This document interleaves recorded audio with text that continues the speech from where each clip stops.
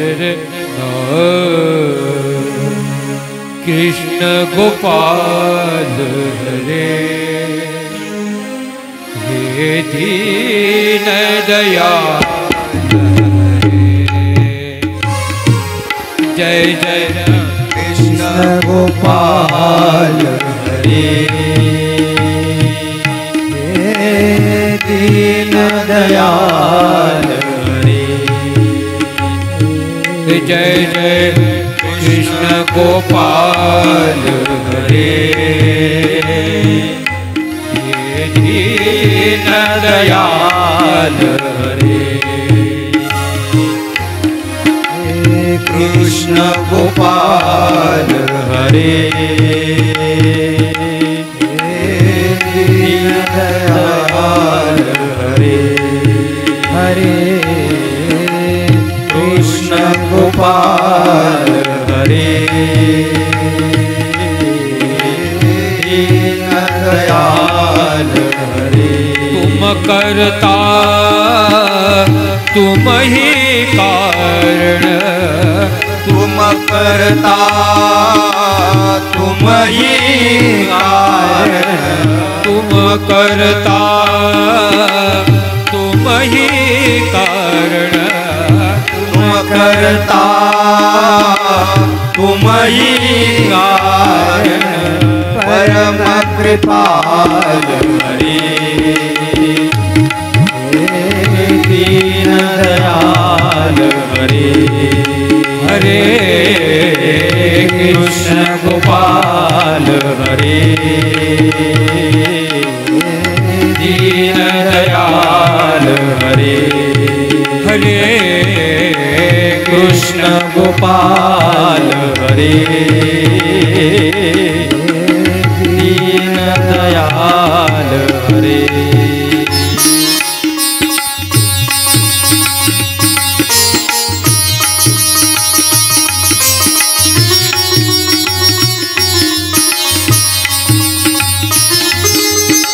तुम करता रथ हाके रण भूमि में और कर्मयोग के मर्म बतावे रथ हाके रण भूमि में और कर्मयोग के मर्म बताए अजर अमर काया के दुख सुख समझाए अजर अमर है परम तत्वयु काया के दुख सुख समझाए सखा सार की शरणागत के सखा सारथी शरणागत के सदा प्रीत पाल हरे दीन दयाल हरे हरे कृष्ण गोपाल हरे दीन दयाल हरे कृष्ण गोपाल हरे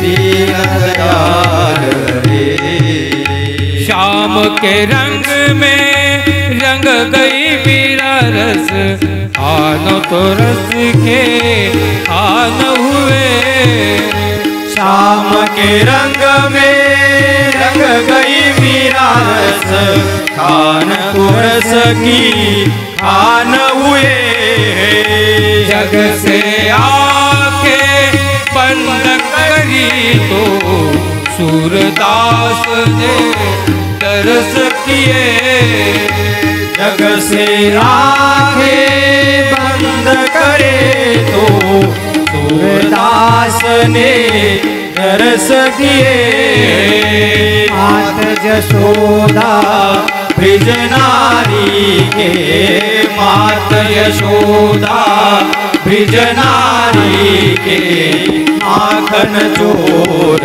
हरे जय हो दीन दयाल हरे गोपाल हरे दीनदयाल हरे कृष्ण गोपाल हरे दीन दयाल हरे जय जय कृष्ण गोपाल हरे जय दीन दयाल हरे कृष्ण गोपाल हरे दीन दयाल हरे जय जय कृष्ण गोपाल कृष्णा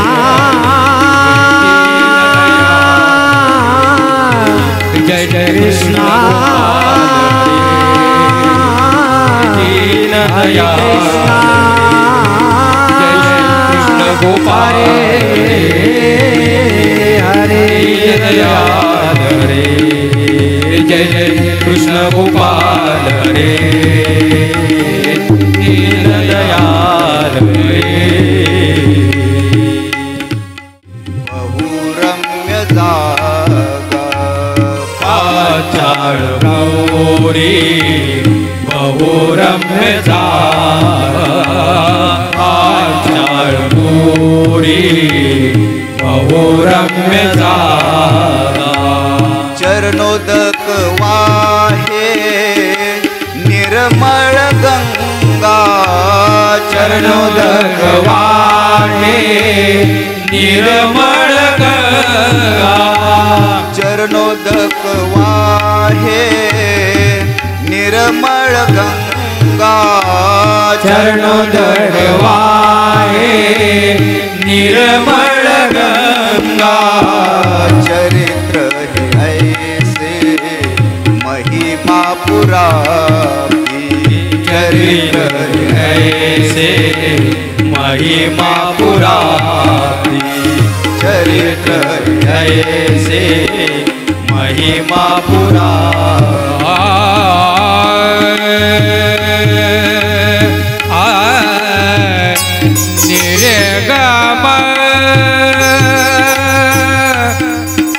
निर्गम दद दनि सा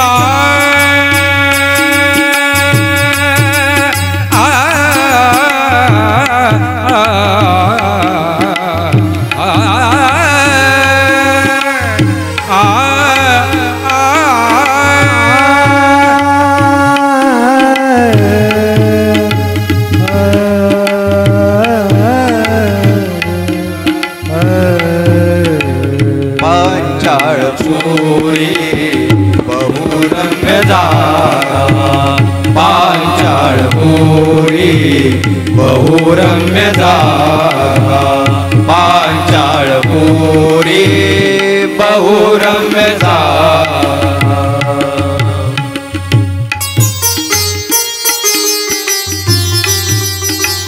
काल मी तुम्हाला सांगितल्याप्रमाणे काल ऐकलं ना आपण कुठलं चरित्र सहस्रार्जुन ना हा धूप दाखवतं का दाखवत असतो काय म्हणतो आपण धूप दाखवत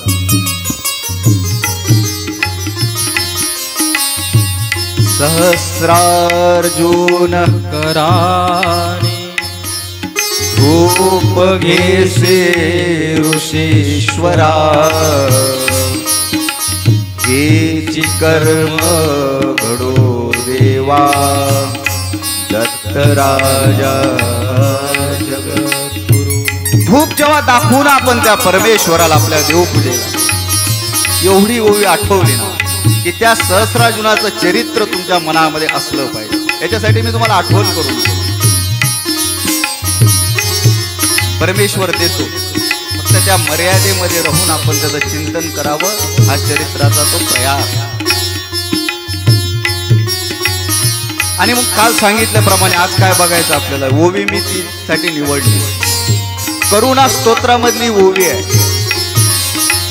पांचाळपुरी बहुरम्य जागा पांचाळपुरी बहुरम्य जागा पांचाळपुरी बहुरम्य जागा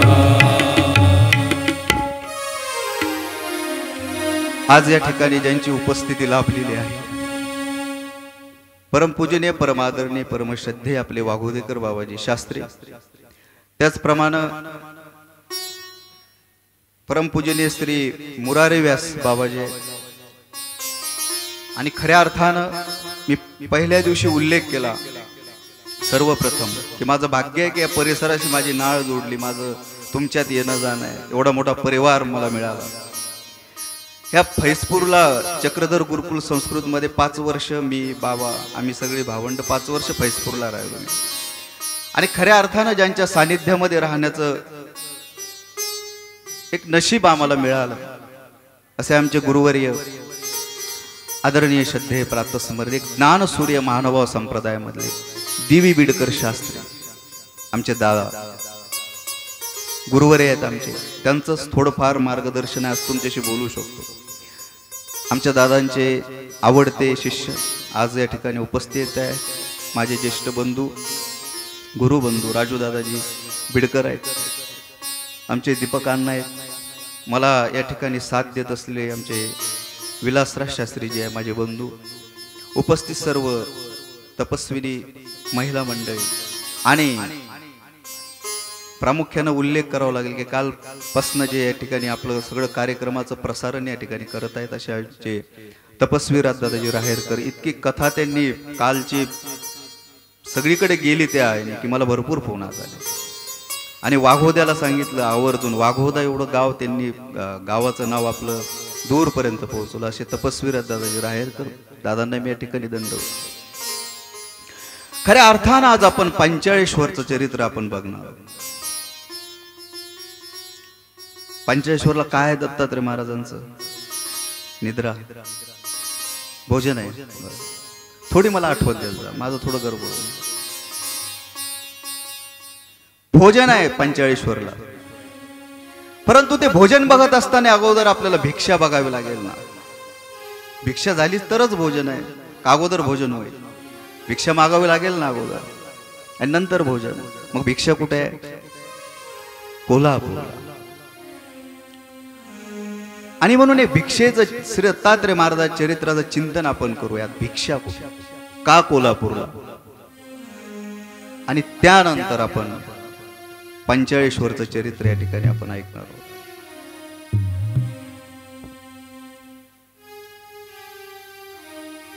गोरक्षनाथ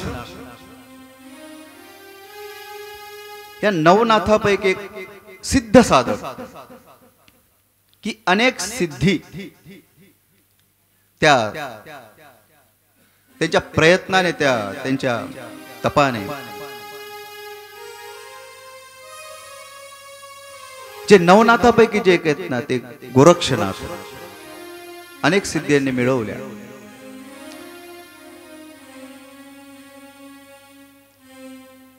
आणि त्या सिद्धी मिळवल्यानंतर त्याचं एवढं सामर्थ्य आहे. सिद्धीचं कार्य असते, अनेक चमत्कार होतात तिथे, आणि चमत्कार आहे तिथं बस. चमत्कार दिसला तरच नमस्कार आहे, नाही तर मग किती सोनं फार असू द्या त्याचं काय बघत नाही आपण. काहीतरी दिसलं पाहिजे, त्याच्याशिवाय आपण बघत नाही. त्यांचा असा चमत्कार आहे, त्या गोरक्षनाथाचा, त्या सिद्धीचा असा ताकद आहे ती की त्यांची झोळी आहे ना भिक्षेची, ती आकाश मार्गे लंकेमध्ये जात होती. आकाश मार्ग बस झोळी जायची आकाश मार्गाने, भिक्षा करायची आणि झोळी पुन्हा वापस त्यांच्या जवळ यायची आणि मग ते भोजन करायचे. असा त्यांचा क्रम आहे. बस रोजच त्यांचं चालू आहे. आणि एक दिवस असं घडलं की श्री दत्तात्रय महाराज मिरुवाळा तटी म्हणजे माहूरला सह्याद्री पर्वतावरती आहेत ना बसलेले आहेत. आणि ते बसले असताना ना ती झोळी जेव्हा आकाश मार्गे त्या लंकेला निघाली, बघितलं श्री दत्तात्रय महाराजांनी झोळीकडे, कालपासून या चरित्राचं आपलं वर्णनच आहे काय की जिथं अहंकार आहे, जिथं गर्व आहे, आणि जर त्या जीवाचा अधिकार असेल, काही जोड असेल, तर त्याच्या ठिकाणी ते सगळं निर्माल्य निर्माण करून त्याला आपलं ज्ञान आणि प्रेम द्यायचं. हा परमेश्वराचा व्यापार. कहुना कहुनी व्यसन, कहुना कहुनी व्यसन, येथ जीव उद्धरी जे हेच व्यसन. आहे की नाही? आपले व्यसन वेगळे आहेत ते सगळे.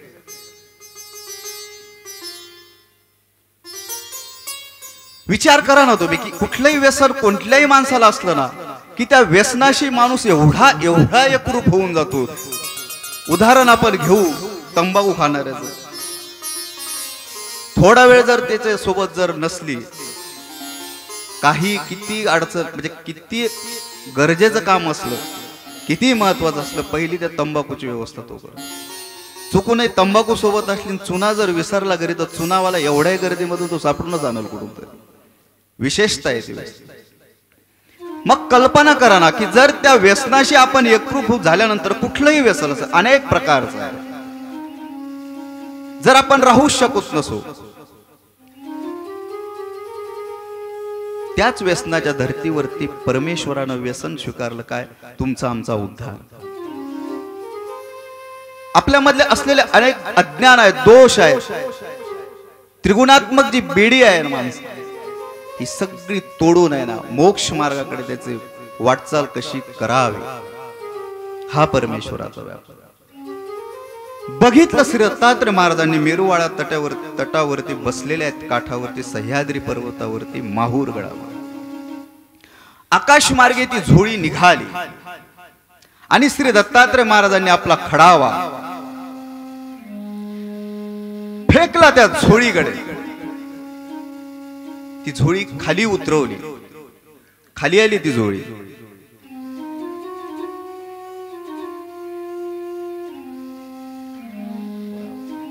दत्तात्रय महाराजांनी पात्र ठेवलं. पुन्हा ती आकाश मार्गे झोळी निघाली लंकेला. पुन्हा झोळी वापस आली. पुन्हा श्री दत्तात्रय महाराजांवर ती थांबली. श्री दत्तात्रय महाराजांनी त्यांचं पात्र काढलं. पुन्हा झोळी आकाश मार्गे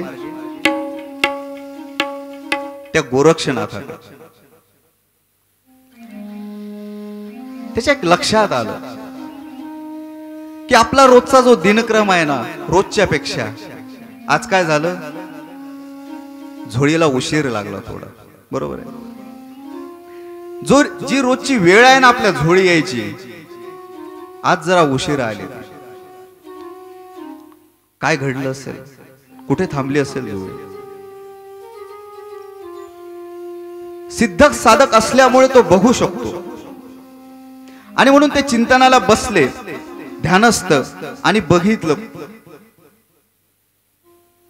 कुठं थांबली झोळी.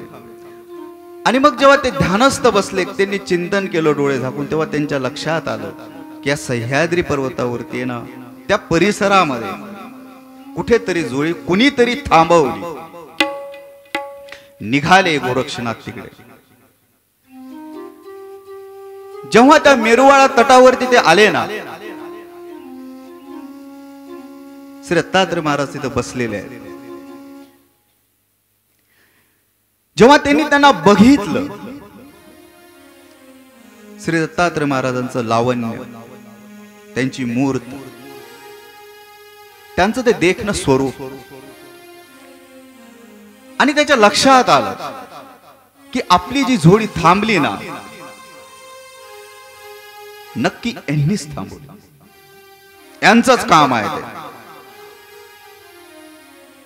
कारण जी चेहऱ्यावरती जे तेजस्विता आहे, जे मुखमंडल आहे, हेच सांगतं की कुणीतरी सत्व पुरुष पोहोचलेले. जवळ गेला श्री दत्तात्रय महाराजांच्या. श्री दत्तात्रय महाराजांच्या जवळ गेला, विचारलं,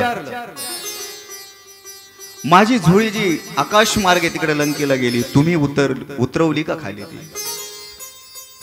तुम्ही केलं का ते? श्री दत्तात्रय महाराज एक मिश्किलपणे हसले, म्हटले हो मीच उतरवली. संवाद चालू आहे त्यांचा दोघांचा, त्या गोरक्षनाथाचा आणि श्री दत्तात्रय महाराजांचा. श्री दत्तात्रय महाराजांनी सांगितलं हो मीच उतरवली.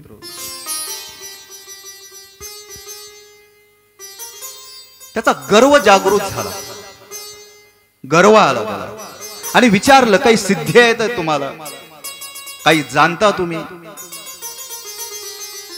मी सांगितलं ना, ज्याची विचाराची जी एक मर्यादा आहे आपल्या बुद्धीच्या, तिथपर्यंतच माणूस तो विचार करतो.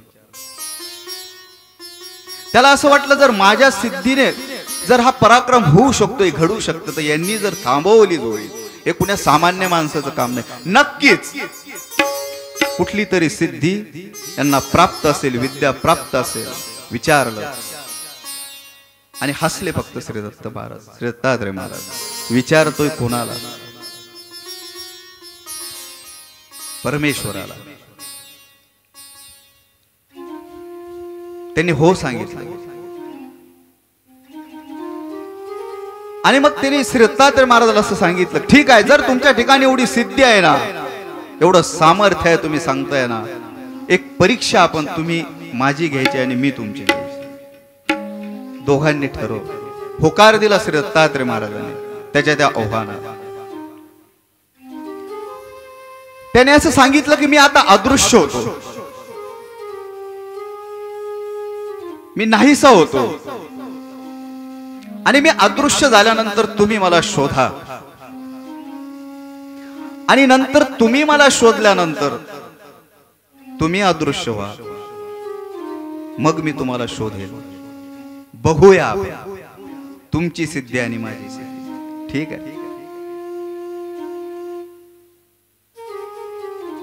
होकार दिला श्री दत्तात्रय महाराजांनी. या गोरक्षनाथाने ना बेडकाचं रूप घेतलं. बेडूक माहितीये तुम्हाला? पाहिलंय कधी? नाही? कुठं पाहिलं? बरं जिथं बघितलं. मला वाटलं तुमच्याकडे आहेत का नाही तिकडे, आमच्या तिकडे असतं. त्या बेडकाचं रूप या गोरक्षनाथाने घेतलं आणि एका त्या कपारीमध्ये जो जाऊन बसला, छोट्याशा जागेमध्ये, फार अडचणीमध्ये, की जिथं श्री दत्तात्रय महाराज बघू शकणार आहेत असं त्याला वाटलं. त्या डोंगराच्या कुठंतरी एका कपारीमध्ये बाजूला खूप अशा अडचणीमध्ये ते बेडकाचं रूप घेतलं आणि तो जाऊन बसला.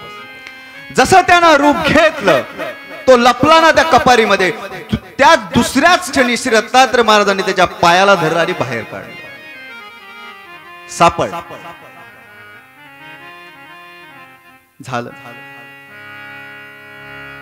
थोडा खजील झाला मनामध्ये, पण गर्व माणसाला स्वस्थ बसू देत नाही, तो हारच मानू देत नाही. आपण जरी म्हटलो ना आता थांबायला पाहिजे, इगो, पूर्वीचा गर्व आताचा इगो. त्याने सांगितलं श्री दत्तात्रय महाराज, आता तुम्ही अदृश्य व्हा, मी तुम्हाला सापडून दाखवतो, काय हरकत नाही म्हटलं. ठीक आहे. आणि श्री दत्तात्रय महाराज अदृश्य झाले. आता याची शोध मोहीम सुरू आहे सगळी. बघणं, मेरुवाळा सोडा, सह्याद्री सोडा, माहूर सोडा, महाराष्ट्र सोडा, सगळं सगळं सगळं बघितलं त्याने. चराचर सृष्टीमध्ये त्या श्री दत्तात्रय महाराजाचा शोध घेतला. कुठेही श्री दत्तात्रय महाराज त्याला सापडे.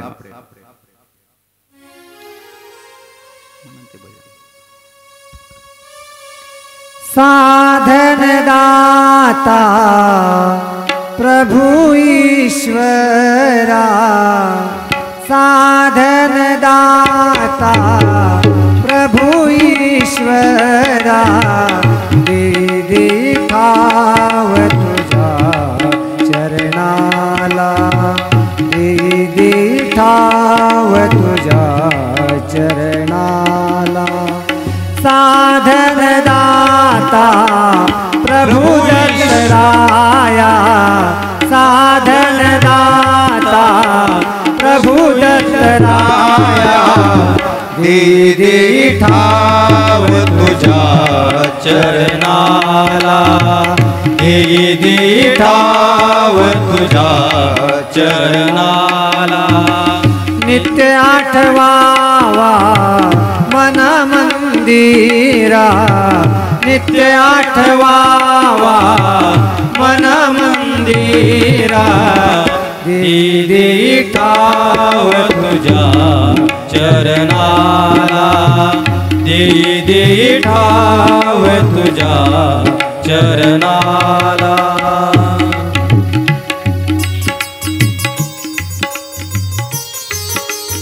फार मोठा दुःखी झाला तो आणि त्याच्या लक्षात आलं की आपण लगेच सापडलो, परंतु आता जेव्हा हे तोपर्यंत ओळख नाही आहे ना. अतिशय ज्ञानी आणि ईश्वरी पुरुष असलेले जे काय आपल्याला दिसले ना, सगळीकडे शोध घेतला त्याने, चराचर सृष्टीमध्ये घेतला, कुठेच दिसेना. आणि म्हणून हताश झालेला हा गोरक्षनाथ तपश्चर्या सुरू केली त्या माहूरगडावर. तपश्चर्या सुरुवात केल्यानंतर आहे ना, फार मोठं दुःख त्याच्या मनामध्ये निर्माण.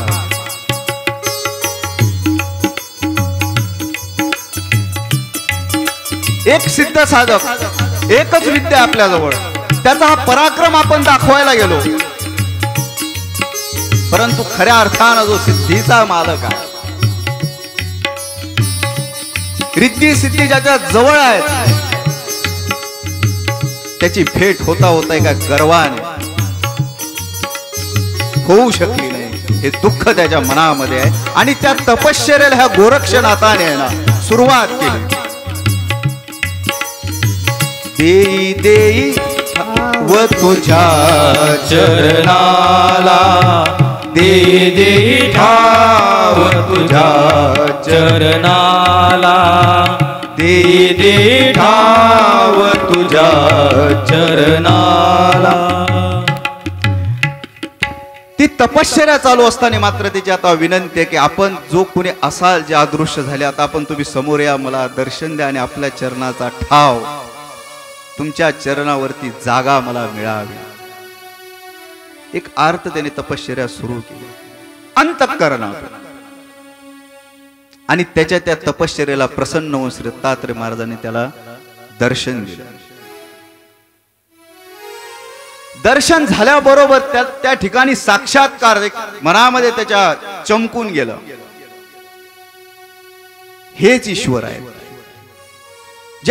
जे परमसत्य आहे ते याच ठिकाणी आहे. आणि म्हणून त्या गोरक्षनाथाने ना ज्या सिद्धी होत्या त्याच्याजवळ, की ज्या सिद्धीच्या जोरावरती त्याने सगळं चमत्कार तो दाखवायचा ना, त्या सगळ्या सिद्धीचा त्याग त्याने केला.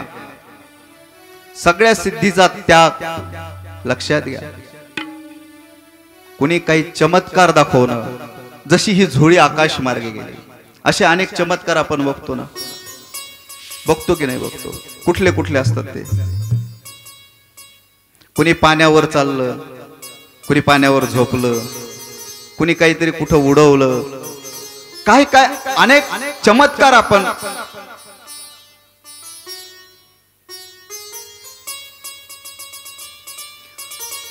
आणि हे चमत्कार बघितल्यानंतर मग आपलं काय होतं? चमत्काराला पटकन काम होतं ते. हा दोरा घेऊन जा, तिथं बांधा, झालं काम. पान घ्या, तिथं ठेवा, झालं काम. एक ग्लास पाणी होता, पटकन काम होतं ना. तुम्ही हसले, मी अंदाजाने बोललो, पण मला वाटतं ते बरोबर जमलं. ते सिद्धी आहे ते. आणि या सिद्धीचा मालक आहे श्री दत्तात्रय महाराज. मग आता कुठं थांबायचं तुम्ही पहा. वॉचमन जवळच थांबायचं का घरातल्या मालकाला जाऊन भेटायचं, हा प्रश्न आपला. त्याला जाणीव झाली त्या सगळ्या सिद्धीचा त्याग त्या गोरक्षनाथाने त्या क्षणी केला. श्री दत्तात्रय महाराजांना शरण गेला आणि एकच मागितलं, काय? की मला आपलं सन्निधान, आपला मोक्ष, आपलं ठिकाण मला द्यावं, ही विनंती केली गोरक्षनाथाने श्री दत्तात्रय महाराजांना. आणि मला काहीतरी मोक्ष प्राप्तीचा उपाय सांगावा अशी त्याची विनंती आहे. जेव्हा आपण मागू, त्याला बोलू, तेव्हाच तो दे. छोटं मूल आहे, आपण मुलं सांभाळणार आहेत ना सगळं. असं होतं का की आपल्याला वाटलं की आता मुलाला जेव घालायचा आणि आपण जेवण घेतलं आणि त्याला जेव घातलं, असं होतं? बळजबरी नाही, ते रडतं, बरोबर आहे, फार कालवा करतं ते. आणि मग ते शांत नाही राहिलं की मग आपल्याला कळतं की याला भूक लागली असं. खऱ्या अर्थानं आपण जेव्हा रडू, दुःख करू, खरंच जर ती अध्यात्माची, मोक्षाची, परमेश्वराची जर भूक आपल्या अंतःकरणात असेल ना, तेव्हाच तर परमेश्वर भेटेल ना आपल्याला. दुःखपूर्वक त्याने सगळं सिद्धीचा त्याग केला आणि मोक्ष प्राप्तीचा उपाय मला सांगावा अशी त्याने विनंती केली. त्याला ब्रह्मविद्येचा उपदेश दत्तात्रय महाराजांनी केला आणि तो बोधवंत झाला. तो तर बोधवंत झाला, परंतु 84 सिद्ध साधक हे गोरक्षनाथ आणि हे नवनाथ सगळे श्री दत्तात्रय महाराजांना गुरु मानायला लागले. त्यावेळेस लक्षात घ्या, हे गोरक्षनाथ आणि नवनाथ आहेत ना, हे सगळे श्री दत्तात्रय महाराजांना गुरु मानायला लागले. यांचे गुरु श्री दत्तात्रय महाराज. आणि हे सगळं घडल्यानंतर आहे ना, त्या गोरक्षनाथाला बोध झाला आणि तो अनन्य भक्त श्री दत्तात्रय महाराजांचा झाला.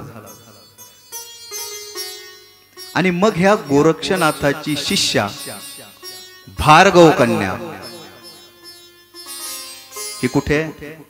कोल्हापूरला आहे. गोरक्षनाथाची शिष्या आणि भार्गव कन्या ही एक कोल्हापूरला. आणि मग त्या गोरक्षनाथाने विनंती केली की आपण तिच्याकडं चालावं, तिला भेट द्यावी. त्याच्या विनंतीवरनं श्री दत्तात्रय महाराज कोल्हापूरला गेले. या भार्गव कन्येकडे, गोरक्षनाथाची शिष्य आहे, त्या गोरक्षनाथाबरोबर श्री दत्तात्रय महाराजांचा प्रवास आता त्या कोल्हापूरच्या दिशेने आहे. आणि श्री दत्तात्रय महाराजांना बघितल्या बरोबर त्या भार्गव कन्येने अगदी आनंदित सद्गतीत झाले. घरामध्ये श्री दत्तात्रय महाराजांना नेलं, बसवलं, पूजा केली. सर्व जे साहित्य असेल पूजेचं घरामध्ये सगळ्या पद्धतीने श्री दत्तात्रय महाराजांची पूजा केली. प्रसन्नता त्या ठिकाणी, एक प्रसन्नतेचं वातावरण त्या घरामध्ये निर्माण झालं. पूजा करत असताना, साधूंना जेवू घालत असताना आपण प्रसन्न असणं गरजेचं, जे मला खरंच जाणवतंय. आणि जेव्हा प्रसन्न झाले श्री दत्तात्रय महाराज, त्यावेळेस तिला म्हटले की माग काहीतरी. रोज हेच ऐकतो आपण, परमेश्वर प्रसन्न झाला की म्हणतो काहीतरी माग रे.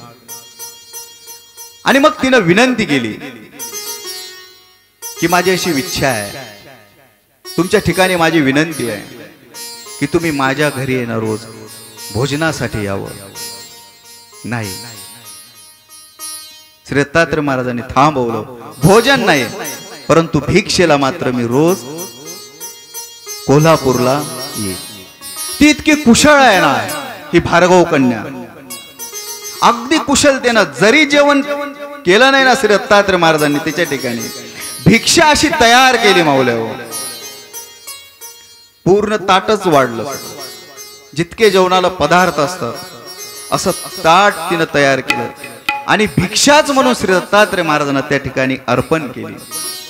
आणि विनंती केली की जोपर्यंत ही सृष्टी व्यवस्था आहे, सूर्य आहे, चंद्र आहे, तारे आहे, जोपर्यंत चालू आहे ना, तुम्ही नित्यदिनी रोज माझ्या घरी भिक्षेसाठी यावं. भार्गव कन्यानं गोरक्षनाथाची शिष्या तिच्या विनंतीवरून श्री दत्तात्रय महाराज कोल्हापुराला भिक्षेला जातात. असं हे भिक्षेचं चरित्र आहे कोल्हापुराचं. मधुर मधुर नाम दत्त नाम दत्त नाम. मधुर मधुर नाम दत्त दत्त दत्त नाम. मधुर मधुर नाम दत्त नाम दत्त नाम. मधुर मधुर नाम दत्त. तुम्ही टाळ्या वाजवल्या तर बरं वाटत मला. मधुर मधुर. मी एकटाच बोलतो रोजच. दत्त दत्त दत्त. टाळ्याच तरी असू दे. मधुर मधुर नाम दत्त नाम दत्त. मधुर मधुर नाम दत्त नाम दत्त नाम. मधुर मधुर नाम दत्त नाम दत्त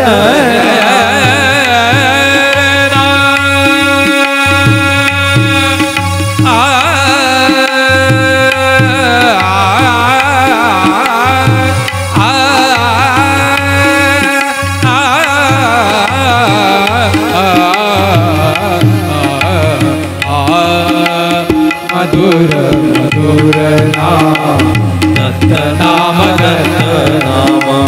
मधुर मधुर नाम दत्त नाम दत्त नाम. दत्त नाम दत्त नाम. दत्त नाम दत्त नाम दत्त नाम दत्त नाम. दत्त नाम दत्त नाम. दत्त दत्त दत्त नाम.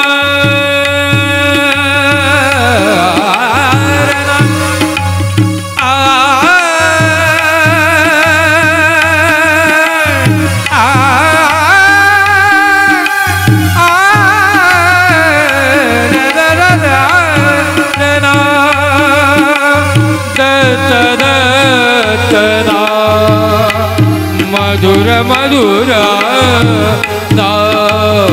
मधुर मधुर नाम दत्त नाम दत्त नाम.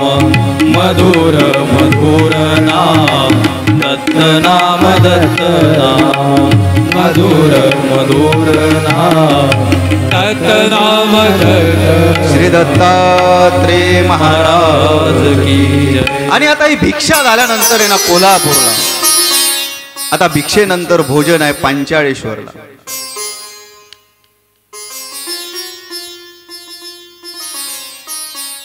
अतिशय महत्वाचं स्थान श्री क्षेत्र पांचाळेश्वर. याचं महत्व सर्वज्ञ श्री चक्रधर स्वामी सांगतात चरित्रामध्ये. उपाध्यवासांना उपाध्यवास हे बळेग्रामचे कटक देवगिरीला म्हणजे वेरूळला कटक देवगिरीला त्या उपाध्यवासांचं काही काम आहे. सरकारी कामासाठी गेले आणि तिथं स्वामींची भेट झाली. त्यांचं गाव आहे बळेग्राम उपाध्यवासांचं. आणि त्यांचं बोलणं झाल्यानंतर ह्या स्थानाचं महत्व किती आहे मी तुम्हाला समजावून सांगण्याचा माझा प्रयत्न आहे. सर्वज्ञ श्रीचक्र स्वामींनी त्यांना विचारलं उपाध्यवासांना की तुम्ही बळेग्रामचे आहे आणि बळेग्राम आणि पांचाळेश्वर हे जवळ आहे आणि मग तुमच्या गावाजवळ पांचाळेश्वर आहे जिथे श्री दत्तात्रय महाराजांचा रोज संबंध आहे. भोजनाला येतात. तुम्ही तिथं जाता का विचारलं त्यांना. त्यांनी सांगितलं हो जातो. कधी जाता. असं काही सण असला पर्व काळी जातो. पंचपर्वी दौना पर्व आहे सोम पर्व आहे आणि प्रत्येक सोमवारी मी पांचाळेश्वरला जातो. सर्वज्ञ श्री चक्रधर स्वामी काय म्हणतात की अरे हे एर तीर्थासारखे पार्थिव नाही. दुसऱ्या स्थानासारखं नाही आहे ते कसं आहे. इतर स्थानाजवळ एक वेळेस संबंध झाला परमेश्वराचा नक्कीच ते महत्वाचंच आहे. परंतु पांचाळेश्वर असं ठिकाण आहे की जिथे प्रतिदिनी रोज श्री दत्तात्रय महाराजांचं भोजन आहे. तुम्ही पंचपर्वी सणासुदीला नाही, रोज तुम्ही पंचाळेश्वरला जावं, ही सूचना, ही आज्ञा सर्वज्ञ श्री चक्र स्वामींनी उपाध्य बसावी. इतकं महत्वाचं आहे ते.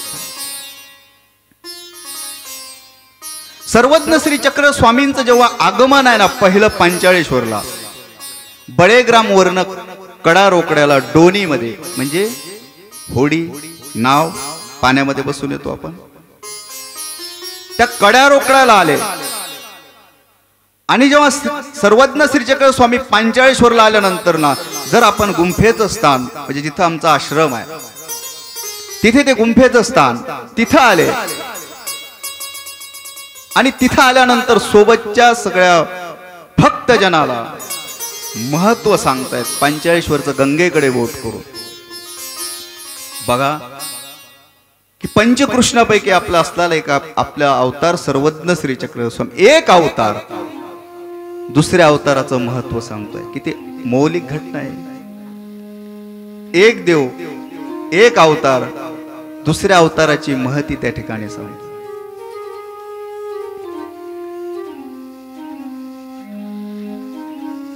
चक्रधर स्वामी माझा, चक्रधर स्वामी माझा, स्मरावा तुम्ही हो. चक्रधर स्वामी माझा, स्मरावा तुम्ही हो. चक्रधर स्वामी माझा, स्मरावा तुम्ही हो. चक्रधर स्वामी माझा, स्मरावा तुम्ही हो. चक्रधरा वांचून जगती, कोण साह्य तुझला करीती. चक्रधरा वांचून जगती, कोण साह्य तुझला करती. चक्रधरा वांचून जगती, कोण साह्य तुझला करीती. चक्रधरा वांचून जगती,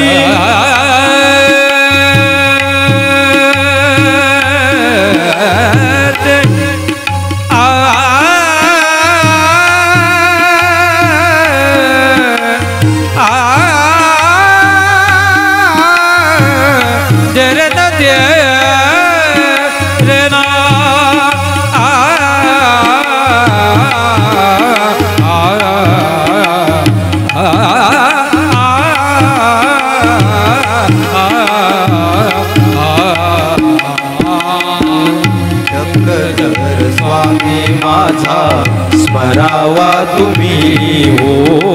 चक्रधर स्वामी माझा, स्मरावा तुम्ही हो.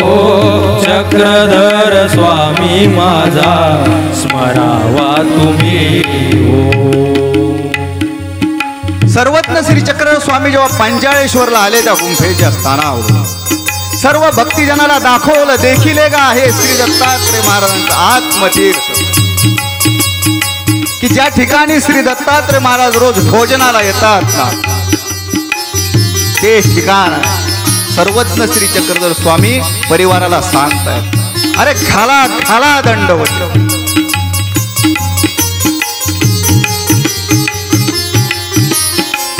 चक्रधर स्वामी माझा, स्मरावा तुम्ही हो. चक्रधर स्वामी माझा, स्मरावा तुम्ही हो. चक्रधर स्वामी माझा, स्मरावा तुम्ही हो. एक अवतार सर्वज्ञ श्रीचक्र स्वामींनी जे महत्व आत्मतीर्थाचं, निळ्याच्या चरित्राच्या अगोदर मला ती पार्श्वभूमी तुमच्या समोर अशी तयार करायची की किती महत्व आहे त्या ठिकाणी. एकमेव की आजही श्री दत्तात्रय महाराज त्या ठिकाणी भोजनाला येतात. तुम्ही असं समजू नका की हे चरित्र आहे, घडवून गेलेलं आहे, मी तिथं राहतो. माहिती आहे ना तुम्हाला मी कुठं राहतो. आजही अशा अनुभूती आहेत, असे अनुभव आहेत लोकांचे माझ्या समोर. त्रेतायुगामध्ये जायची तेवढी गरज नाही, चरित्र पण ऐकून आजही मनोभावेश श्रद्धा अंतःकरणाने निर्मळ भावनेनं आणि निर्मळ मनाने जी माणसं पंचाळेश्वरला येतात आणि त्या फरशीवरती पाऊल ठेवलं ना, त्या जागेवरती आत्मतीर्थ महाराजांच्या एक अनुभूती वेगळी आहे. नरेंद्र भाऊ माझ्या कथेला साथ देण्यासाठी यावेळेस सप्त्यासाठी तिथं होते. पहिली वेळेस पंचाळेश्वरला आले. उपदेशी नाहीत, काही नाही, पण सहवास आपला भरपूर आहे. त्यांनी जेव्हा आत्मतीर्थ स्थान करून वरती आले, आवर्जून मला येऊन भेटले की बाबा एवढं फिरलो परंतु या जागेवरती जे समाधान मिळालं आणि एक वेगळीकता अनुभवली ना, ती वाटली नाही. हे उदाहरण इथं जवळ आहे. अजून एक उदाहरण तुम्हाला मी सांगतो की पंजाबातून दिल्लीमधून एक परिवार उपहारासाठी पंक्तीसाठी आलेला आहे आणि आई वडिलांनी घरामध्ये ती लीळा सांगितली आहे त्या मुलाला छोट्या, की तिथे श्री दत्तात्रय महाराजांचं स्थान आहे, तिथे रोज देव जेवणाला येतात आणि म्हणून आपल्याला तिथं पंगत करायला जायचं.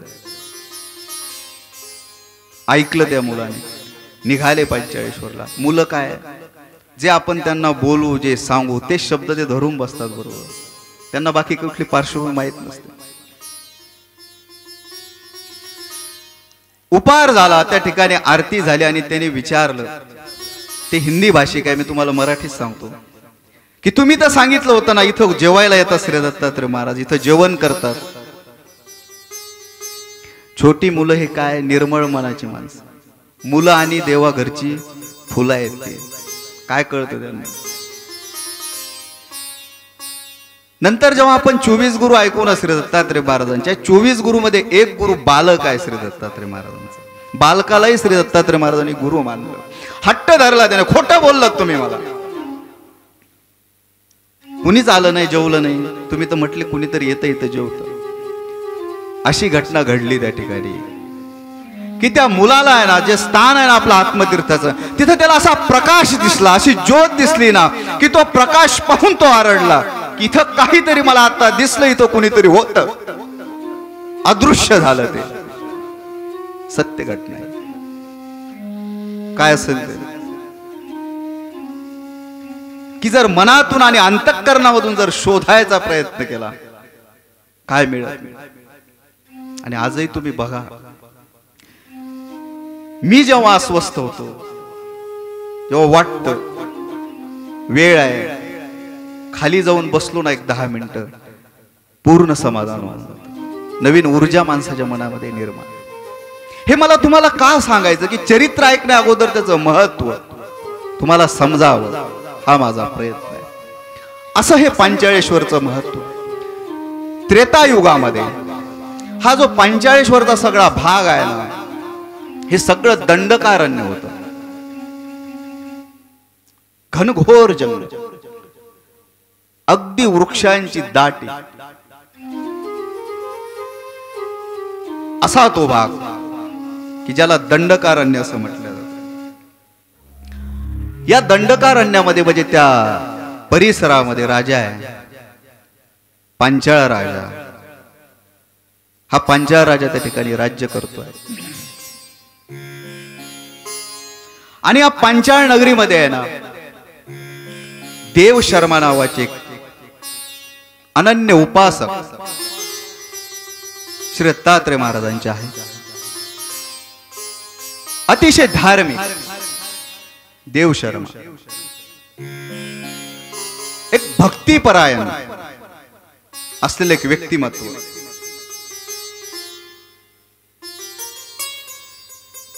आणि ते दत्तात्रय महाराजांचे उपासक आहेत हे देव शर्मा. आणि या देव शर्माचा पुत्र, त्यांचा मुलगा म्हणजे अत्यंत सुलक्षणी विद्वान, त्यांच्याच पावलावर पाऊल पडावं असा आत्मोत्तम त्याचं नाव. हे आत्मोत्तम म्हणजेच आत्मऋषी. यांचं अपत्य, त्यांचा मुलगा.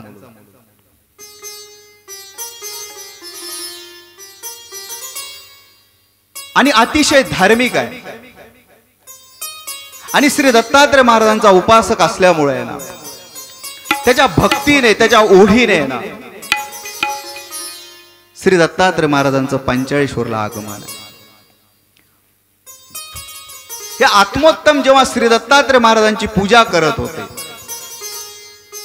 श्री दत्तात्रय महाराजांच्या ठिकाणी, आणि त्यावेळी पंचाळ राजा तिथून जातो आणि तिथून जवळून जात असताना त्याला श्री दत्तात्रय महाराजांचं दर्शन झालं.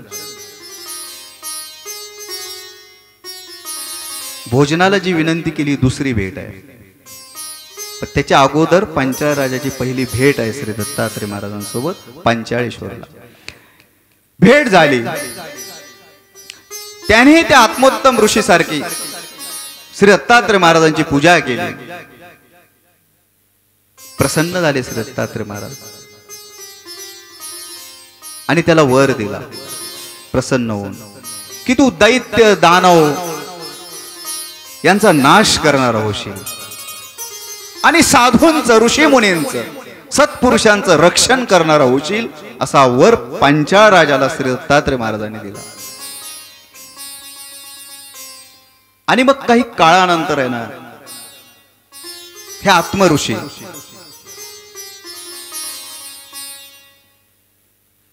आपली तप साधना करण्यासाठी ते बद्रिकाश्रमामध्ये निघाले.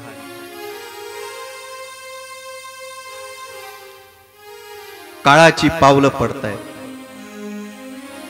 फार काळ निघून गेला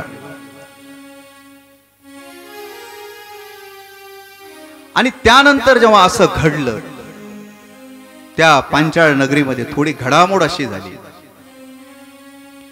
की पुलस्त ऋषी, त्यांचे दोन पुत्र कुंभ आणि निकुंभ, हे ऋषीपुत्र आहेत, ब्रह्मपुत्र आहेत, ब्रह्मदेवाच्या कुळामधून ते येत आहे.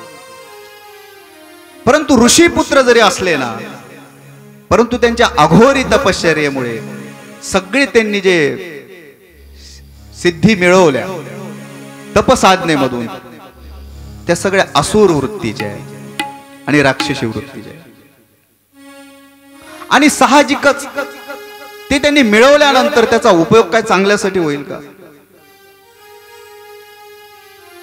जे आपण मिळवतो, जे आपल्याला मिळतं ते जशा पद्धती तसाच वापर त्याचा होईल.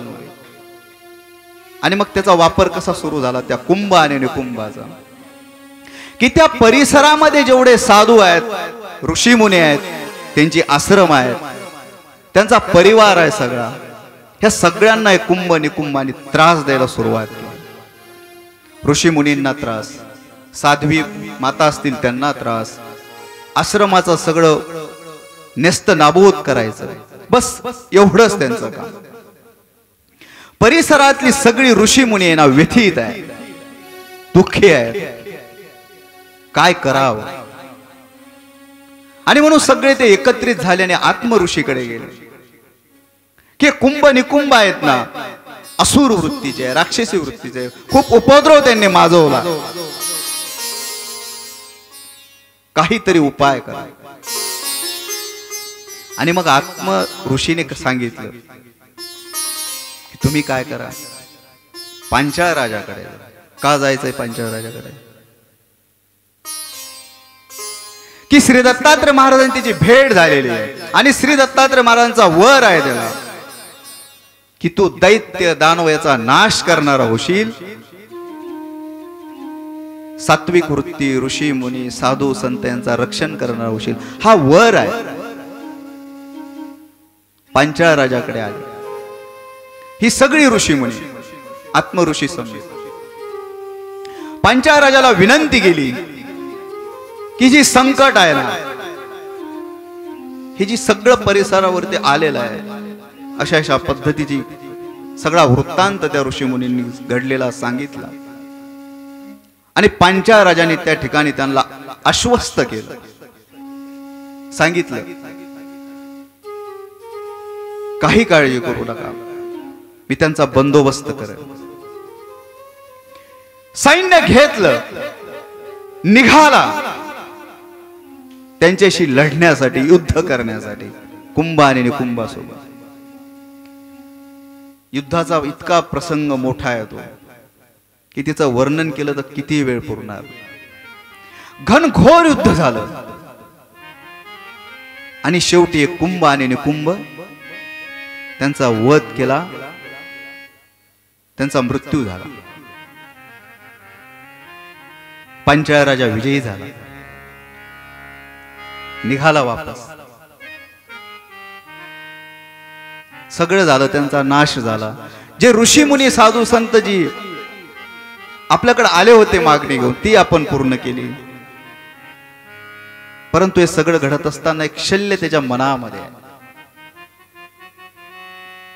समाधान नाही आहे तो जिंकला तरी. कुठलं शल्य असतं त्याच्या मनामध्ये की आपल्याला ब्रह्महत्या घडली. ते जरी असुर वृत्तीचे होते, राक्षसी वृत्तीचे होते, त्यांचा उपद्रव त्रास असेल, परंतु ते एका ऋषी मुनीचे पुत्र आहेत. त्यांची हिंसा आपल्या हातातून झाली आणि मग तो निघाला आत्मऋषीकडे. मनातली त्याची खंत, त्याची व्यथा आहे, दुःख आहे ना, त्यांच्या समोर मांडलं की माझ्या हातातून एकीकडे एका बाजूने जर विचार केला तर सत्कार्य झालं, घडलं, परंतु दुसरी बाजू जर बघितली ना तर ते एका ऋषीचे पुत्र होते, म्हणून मला ही ब्रह्महत्या घडली.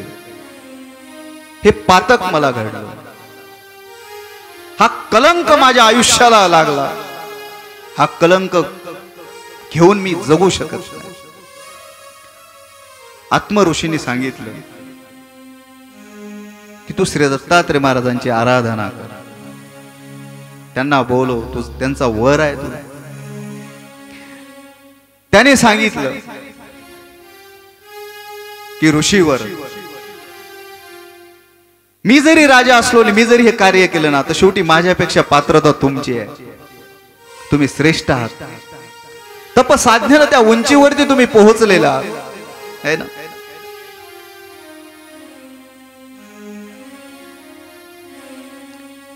तुम्ही श्री दत्तात्रय महाराजांची आराधना करा, त्यांना बोलवा. आत्मऋषीने तपश्चर्या सुरू केली श्री दत्तात्रय महाराजांची. ध्यानस्थ होऊन चिंतन चालू आहे. श्री दत्तात्रय महाराज पांचाळेश्वरला आले. असा उल्लेख आहे चरित्रामध्ये त्या ठिकाणी की 3 गुंफा पांचाळेश्वरला आहे. त्या आत्मऋषीच्या आश्रमामध्ये श्री दत्तात्रय महाराज आले, त्याने पूजा केली, सगळं झालं. कशासाठी बोलवलं तो वृत्तांत सगळा सांगितला. पांचाळ राजाला बोलवलं आणि मनामध्ये असली सल, ते दुःख श्री दत्तात्रय महाराजांसमोर मांडलं की हा जो कलंक आहे ना, हा पुसल्या गेला पाहिजे. आत्मतीर्थ हे गौतमी आधी स्थापिले तुवा श्री कृपाने. हे जे ठिकाण आहे ते स्थान आहे गौतमी आधी. गोदावरी आहे ना, त्याच्या अगोदरच आहे ते, नंतर गौतम ऋषींनी गोदावरी, आणि त्या प्रवाहामध्ये त्या गुंफा गेल्या. पांचाळ राजाला श्री दत्तात्रय महाराजांनी जागा दाखवली आणि सांगितलं की इथे बाण मार. त्याने तिथं बाण मारला आणि पाताळीचं उदक म्हणजे पाणी वरती आलं. त्या पाण्यामध्ये श्री दत्तात्रय महाराजांचे पाय त्या ठिकाणी पद प्रक्षालन केले, म्हणजे धूत.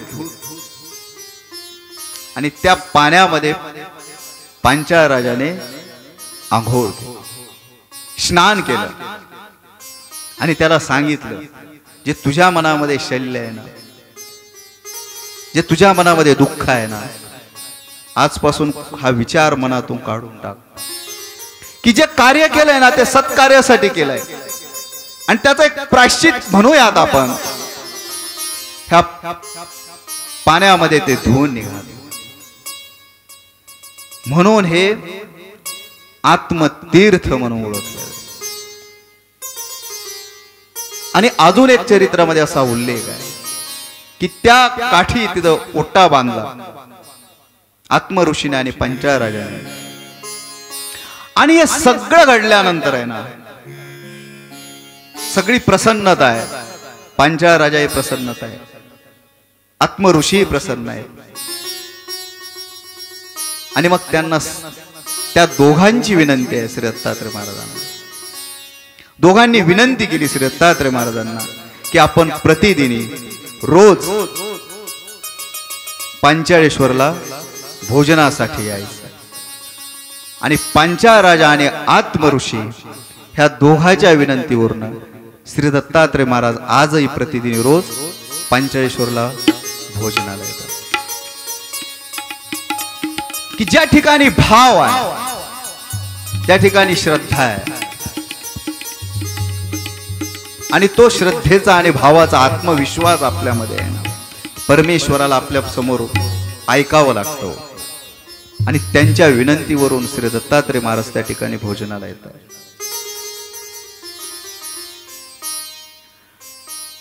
तिथं रोज उपार आहेत, आजही आरती चालू आहे, पंचावतारे होत आहेत.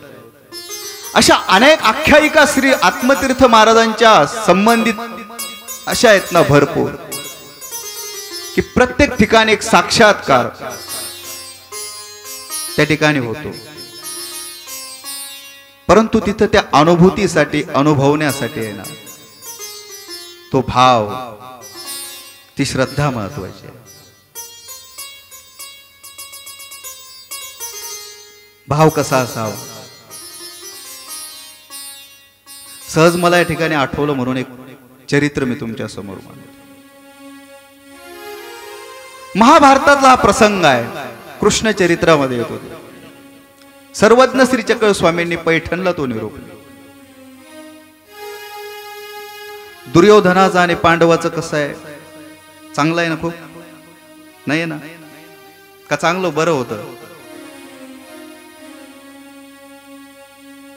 काय, सुईच्या टोकावरही मावणार नाही एवढेही मी देणार नाही, दुर्योधन म्हणतो ना, इतकं वैर. परंतु पांडव हरले नाही कधीच, त्रास झाला. सत्य परेशान हो सकता है लेकिन पराजित नाही. तुम्हाला त्रास झाला म्हणजे असं समजू नका तुम्ही, त्रास होईल परंतु सत्याचा विजय हा शेवटी आहे. त्या दुर्योधनानं विचार केला एक दिवस की किती काही केलं आपण, किती प्रयत्न केले, काही ठरवलं, त्या पांडवाचं काहीच होत नाही आपल्याकडनं. मग त्यानं शोध घेतला, त्याच्या लक्षात आलं की या पांडवाच्या मागं कोण आहे, श्रीकृष्ण महाराज आहेत ना, ज्याच्या पाठीमागं देव आहे, परमेश्वर खंबीरपणे उभा आहे, त्याचं कोण काय करू शकतं. आणि त्याने असं ठरवलं की आपण काय करू, ह्या कृष्णाचाच नायनाट करू, ह्या कृष्णालाच संपू, काहीतरी करू याचा उपाय. आणि जोपर्यंत कृष्ण यांच्या मागे आहे ना, तोपर्यंत यांचं काहीच होऊ शकत नाही. ठरलं. त्याने मस्त गोड संभाषण करून त्यांच्याशी भोजनासाठी त्यांना आमंत्रित केलं. श्रीकृष्ण महाराजांना सोबत आपले बलिभद्र देव आहेत,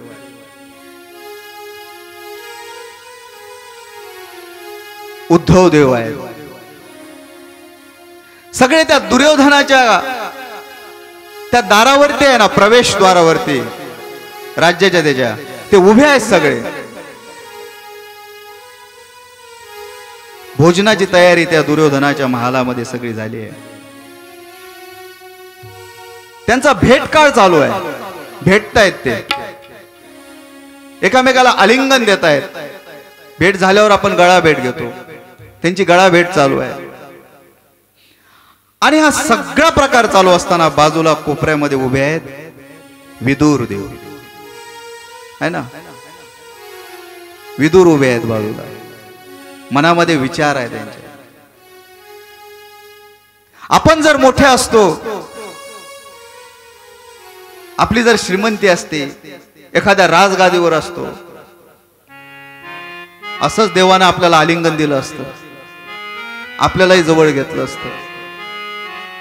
बघा भाव कसा असावा, आपणही देवाच्या जवळचे झालो असतो. आता काय बघा, सहजही असं होतं, कुणी कोणाकडे जास्त गेलं, तुम्हाला काय मोठं घर पाहिजे, तुम्हाला काय मोठी माणसं पाहिजे, तुम्ही आमच्याकडे कशाला येता, होतं ना ते व्यवहार. तसं नसतं. जिथे प्रेम आहे तिथं माणूस पोहोचतो. प्रेम पाहिजे. विदुराच्या मनामध्ये तो विचार आहे. उभे आहेत बाजूला कोपऱ्यामध्ये. श्रीकृष्ण महाराज तिथं उभे आहेत. त्याच्यापासून काय लपलो, परमेश्वरापासून काय लपलो, ओळखला भाव विदुराच्या मनामध्ये. जे बळीभद्र देव आहेत आणि इतर लोक आहेत ना सोबतचे, त्यांना सांगितलं की आता तुम्ही भेटान जा त्या दुर्योधनाच्या महालामध्ये. विदुराचा हात धरला, त्याला जवळ घेतला, आलिंगन दिला आणि सांगितलं चल विदुरा तुझ्या घरी जेवायला.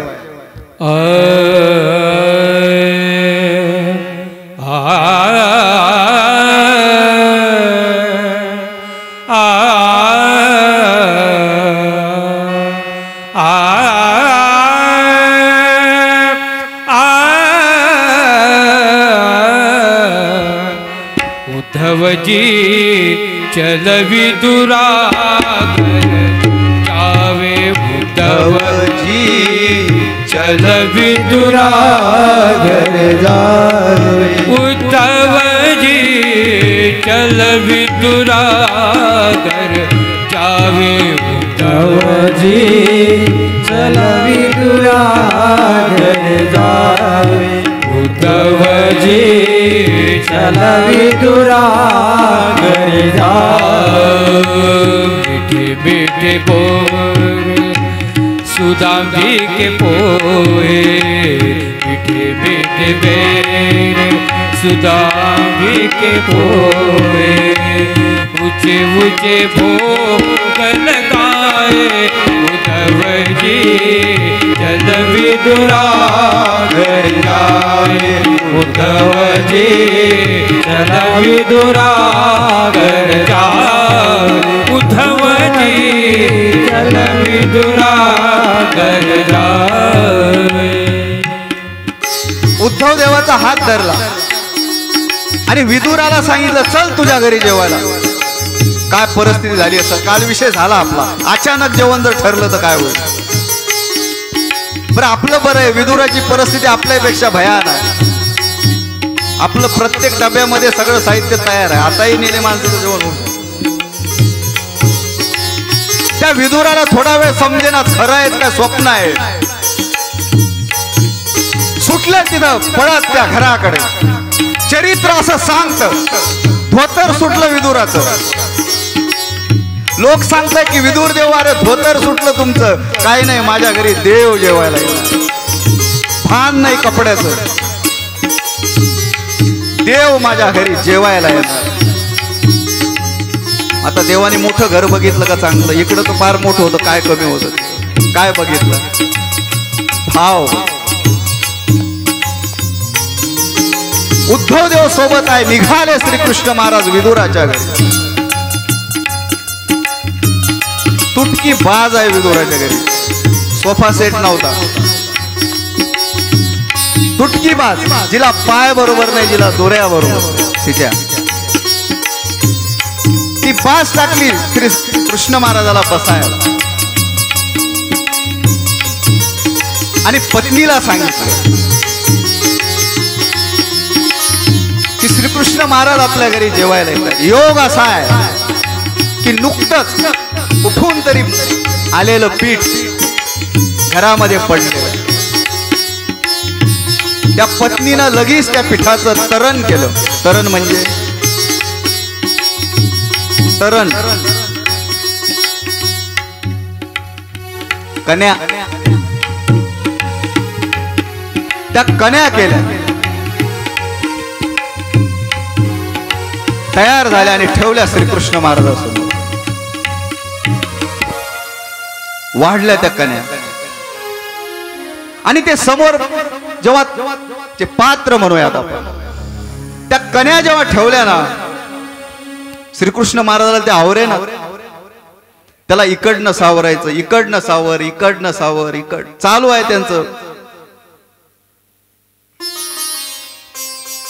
श्रीकृष्ण महाराजाची परिस्थिती की आवरतच नाहीत त्या. इकून इकून परेशान आहे श्रीकृष्ण महाराज. जवळ उद्धवदेव बसले. श्रीकृष्ण महाराजाला त्यांनी विचारलं, अरे दैत्य असुर याचा सगळा नाश करणारा तू आहे, सगळी सृष्टी व्यवस्था तुझ्यामध्ये हातामध्ये आहे, चालवणार आहे तू, एवढं आवडतं तुझ्याकडून, कन्या आवरल्या जात नाहीत ते, असा कसा देव रे, असा कसा कृष्ण. काय म्हणतात कृष्ण महाराज, त्या जर नुसत्या कन्या असत्या फक्त तर आवरल्या असत्या, परंतु त्या कन्या नाही येतो, विदुराचा भाव आहे, भाव आवडत नाही, भाव महत्वाचा. किती मोठं ताट वाढलं हे माझे विचार आहे, कदाचित ते चुकीचे असू शकतात, परंतु किती मोठं ताट वाढलं, पंचावतारामध्ये किती पदार्थ केले असं मला वाटतं. किती भरलं ताट, त्याच्यात जागाही नसते, आणि सगळं ठेवल्यानंतर जर भाव नसेल, आपण जर म्हणत असतो की लवकर आरत्या संपवा, 2च कडवे म्हणा, बाहेर पंक्ती बसवायच्या, दुपार लवकर दाखवा, ही जर परिस्थिती जर असेल, बरं किती खावं देवाने, किती मोठे पंचावताराचे ताट ते देवापुढं. मला वाटतं ते सगळे ताट भरल्यानंतर एक चूर्णाची डब्बी पण तिथं जवळ पाहिजे, ऍसिडिटी व्हायचंच काम आहे तेवढं. आज मी 4 ठिकाणी आम्ही गेलो तर बेजार झालो. मी म्हटलं मी कथा झाल्यावर जेवण. पदार्थ महत्वाचे आहेत का, भाव महत्वाचा. लक्षात, भाकर चटणी चालते, तेवढं जरी घेऊन गेलो ना आपण स्वीकारतो. हे सगळं घडलं तिथे. निघाले विदुर, काय त्याच्या आनंदाला पारावर नाही, समाधान झालं सगळं. आणि निघाल्यानंतर त्या पुन्हा दुर्योधनाच्या महालाकडे त्या ठिकाणी आले. इकडं सगळी तयारी झाली, सगळी योजना झालेली आहे, सगळी तयारी. कृष्ण कधी येतो फक्त, बस एवढाच विचार आहे त्याच्या मनामध्ये. बाकी सगळे गेले, परंतु नेमका जो पाहिजे ना, जो हवा आहे तोच नाही आला. आणि हे सगळं झाल्यानंतर कृष्ण महाराज गेले आणि कुटील भावने श्रीकृष्ण महाराजांनी दुर्योधनाला विचारलं, इकडे एवढा राजवैभव आहे, एवढे पंच पक्वान ताट इथं वाढून ठेवले, हे सगळं सोडून त्या विदुराच्या झोपडीमध्ये तुम्ही गेले. काय मिळालं हो त्या विदुराच्या झोपडीमध्ये, काय खाऊ घातलं ते? आपल्यापेक्षा थोडं एखाद्याची परिस्थिती जर कमी असली, उपासात्मक होतं ना बोलणं तसं. काय आहे त्याच्याकडे, काय आहे त्याच्याजवळ, काय देऊ शकतो तो? सहज भाषे. लक्षात घ्या, कुणाचं कुणी काहीच बघितलं नाही. कोण काय करू शकतो, कोणाचा कुठला अधिकार आहे, कोणाची पात्रता काय हे आपण नाही सांगू शकत. दुर्योधनाने जेव्हा श्रीकृष्ण महाराजाला विचारलं काय मिळालं त्या झोपडीमध्ये त्या विदुराच्या, काय दिलं त्याने, कृष्ण महाराज काय म्हणतात, भोजनम पृच्छसी राजा आदरम किम न पृच्छसी भोजनम गतजीर्णानि आदरो अजरामरः. काय म्हटले श्रीकृष्ण महाराज, भोजनम पृच्छसी राजा. भोजनाचा काय विचारतो, काय जेवायला दिलं विदुराने? आदरम किम न पृच्छसी. त्याने जो माझा आदर केला, माझा सन्मान केला ना, त्याची जी भावना आहे माझ्यासाठी ती महत्वाची. त्याने काय जीव घातलं माझ्यासाठी महत्वाचं नाही. साधू घरी आले ना, तुम्ही काय बनवता काही मूल्य नाही त्याचं, तुमचा भाव महत्वाचा, तुमचं स्वागत महत्वाचं आहे, आपला चेहरा व्यवस्थित असणं गरजेचं. भोजनम गत जीर्णानी. अरे जेवण केलं ना, काय होणार आहे त्या जेवणाचं? जीर्ण होणार आहे ते. आज जेवलं की आपल्याला पुन्हा जेवावं लागणार आहे उद्या. असं आहे की आज जेवलं ना आता पुन्हा जेवायचंच नाही शेवटपर्यंत. ज्या पदार्थ खाऊ ना आपण, जे तुम्ही खाऊ घालताल ना, ज्या साधूला पंक्तीमध्ये असेल, तुम्ही काय खाऊ घातलं काही महत्व नाही, त्याचं जीर्ण होणार आहे ते. उद्या काही शिल्लक राहणार नाही. पण आदरो अजरामर, जो आदर आहे आपला, जे प्रेम आहे आपलं, जो भाव आहे ना आपला, तो मात्र काय अजरामर, शेवटपर्यंत अजरामर आहे तो. त्याला अगदी निश्चल आहे, कुठे ढळू शकत नाही. हा भाव, की त्या भावामुळे श्रीकृष्ण महाराजांनी त्या विदुराच्या कन्याही स्वीकार. घरी जेवायला बोलवलं आपण कोणाला, साधूच म्हणून नाही, इतरही कोणी असतील. स्वयंपाक सगळा तयार आहे, सगळं व्यवस्थित झालं. आपले चेहरे जर व्यवस्थित नसतील तर प्रसन्नताही पाहिजे ना, समाधानही पाहिजे. नाही तर जाणाऱ्याला वाटून काय चुकून आलो आपण घरी, असंही होऊ नये. म्हणून मला हेच सांगायचं आहे की आपला आदर, आपला भाव महत्वाचा. एक 45 वर्षी आख्यायिका मी तुमच्या समोर मांडतो आणि मग नंतर आपण थांबू. एक 45 वर्षी आख्यायिका अशी आहे आमची. तिथे जे पाटील समाज आहे, जे शेळके म्हणून आहेत, तिथे ज्या परिवारातून मी पण अगोदर येत होतो, आता नाही.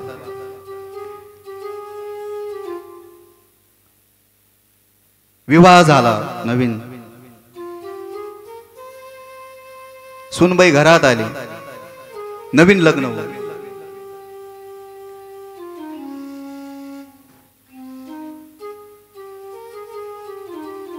आणि मग तिला धर्म समजून सांगायचा आहे. देव करायला पाठवलं तिला सगळं. धर्मापासून लांब जर पळायचं तर सोपं आहे. फक्त माझा अनुभव खूप कठीण आहे ते कसं जमल आपल्याला, बस असं म्हटलं की सोपं होऊन जातं का. आणि मग ती नवीन सून घरामध्ये आली लग्न झाल्यानंतर. तिनं देव बघितले सगळं आपलं, परंतु बाकी कुठलंही काही माहिती नाही. प्रसंग असा आला एकदा की आमच्या इथे आजही आहे ना, पंचाळेश्वरला सण असला, कुठला काही उत्सव असला, तर प्रत्येक घरामध्ये ती परंपरा आहे की त्या दिवशी उपार घेऊन कोणीतरी खाली येतं गंगेमध्ये. आणि भिक्षा एक महत्वाची आहे आमच्या इथे. अनेक साधू नामस्मरणासाठी असतात, धरण करू असतात, म्हणजे जे दुःख घेऊन आपलं देवाजवळ आलेले आहेत तेही भिक्षा मागतात.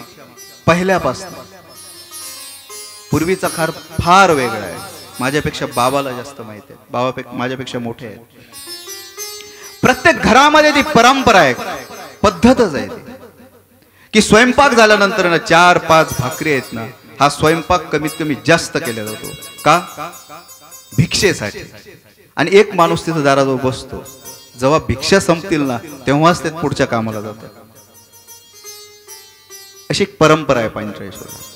सुनबाई नवीन आली घरामध्ये लग्न होऊन, आणि एक दिवस असं घडलं, सासरे कुठेतरी बाहेर गेले, पतिदेव कुठेतरी बाहेर गेले.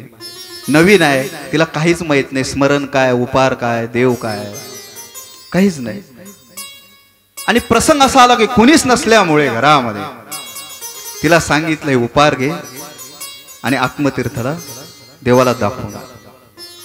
तुम्ही आताचा आत्मतीर्थ, आता जी परिस्थिती जर डोळ्यासमोर असेल ना तुमच्या, थोडं पाठीमागं मी तुम्हाला घेऊन जातो.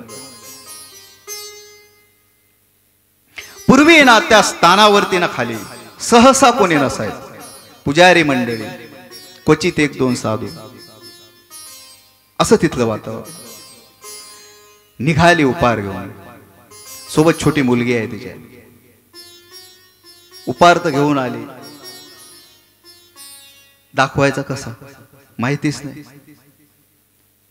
काल मी बोललो ना, धर्माला वारसदार कोण करायचं सांगितलंच नाही कधी.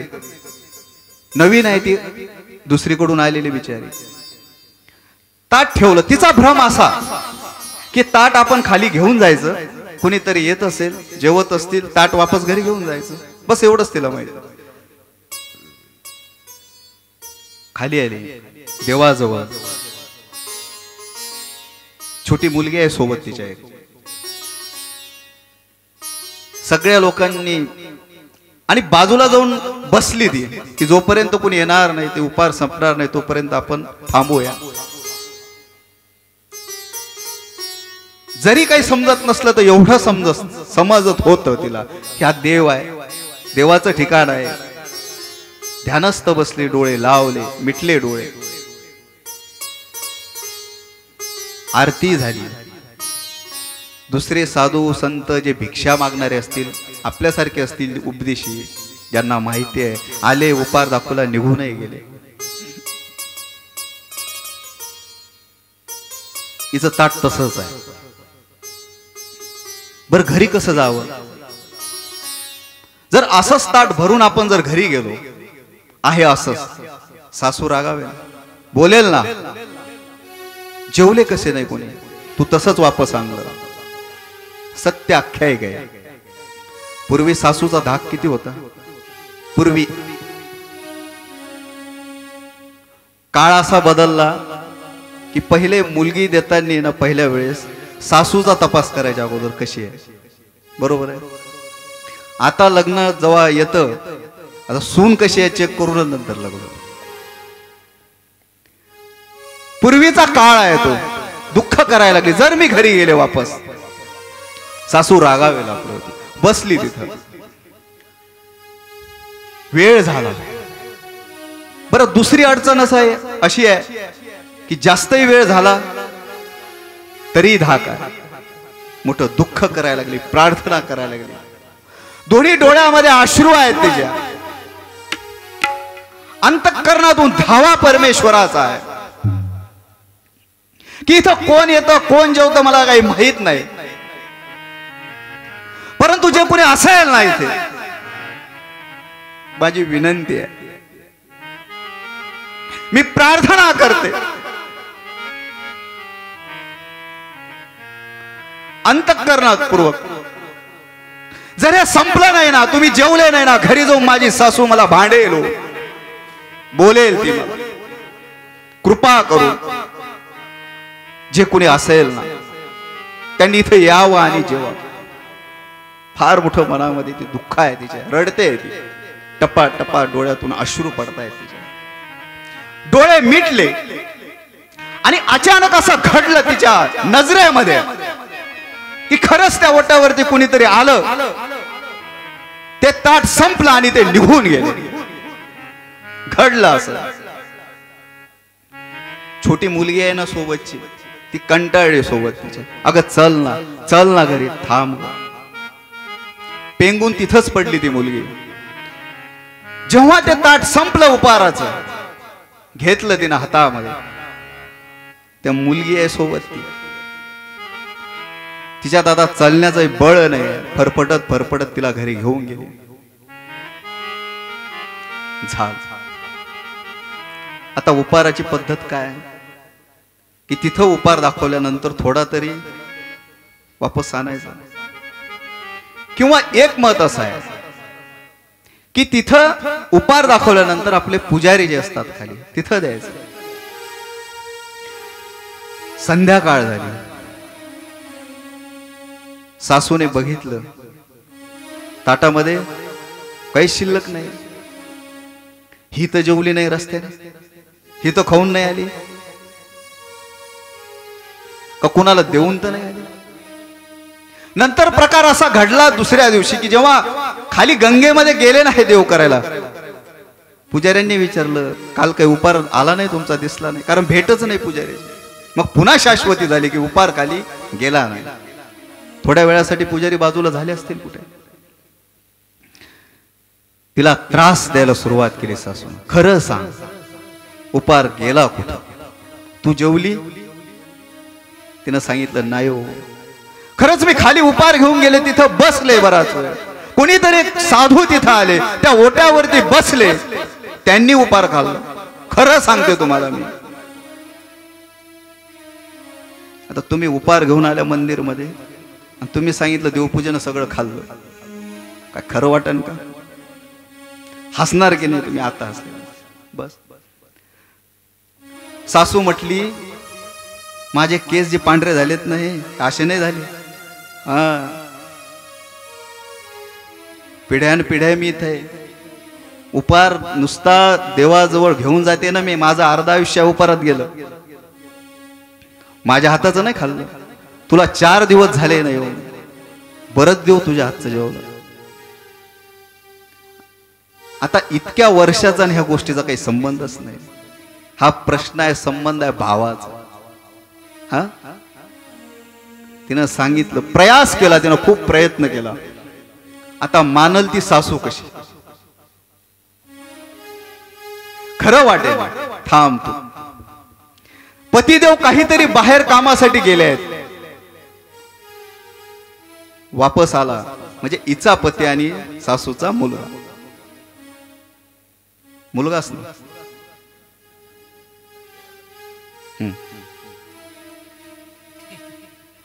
थोडं आणि त्याला सांगितलं, बघ 4 दिवस झाले लग्न, आतापासून हिनं रंग दाखवायला सुरुवात केली. सुरुवातच आहे अजून. उपाराचं ताटच संपवलं आज, पुढं काय काय संपवलं सांगता येत नाही बाबा, जरा सावध हो, तिला सांग समजून. पतिदेव जवळ गेले, विचारलं खरं सांग ना काय झालं? काय सांगणार आहे हो? जे घडलं ते घडलं, त्याच्यामध्ये बदल काय होणार आहे? फक्त आता यांना समजून कसं सांगावं, कसं पटवून द्यावं. एखादा विचार आपल्या मनामध्ये, आपण बरोबर आहे, सत्य आहे आपलं, आपल्या जागेवरती आपण बरोबर आहे, पण समोरच्याला जर समजतच नसेल, हतबल होतो माणूस. काय करणार आहे? नंतर सासरे घरामध्ये आले, तिथे सासूचा जास्त आवाज चढला. बघा तुमची सून, तो तर बैल झालेलाच आहे. जावई जर चांगला निघला आपला तर बरा आहे, तो मुलगा निघला तर तो बैल हो. तोही तसाच आहे. तुम्ही काहीतरी बोला. त्या सासऱ्याने खूप खडसावलं तिला. उत्तर एकच आहे की मी तिथं गेले, ओट्यावरती एक साधू आले, त्यांनी ते जेवले. असं भयान वातावरण आहे त्या घरामध्ये, की ज्या घरामध्ये क्लेश आहे, भांडण आहे, वाद आहे, तिथे मन स्थिर आहे, स्थिर राहील. माणसाला थांबा वाटेल त्या घरामध्ये. त्या दिवशी ती माणसं बाहेर गेली, घरामध्ये स्वयंपाक झाला नाही, चूलच पेटली नाही, तशीच झोपली सगळी. आणि मग रात्री, मध्यरात्री किंवा पहाटेचा वेळ असेल, त्या सासऱ्याच्या, तिच्या पती देवाच्या आणि सासूच्या स्वप्नामध्ये एक साधू आहे. त्यांच्या हातामध्ये होत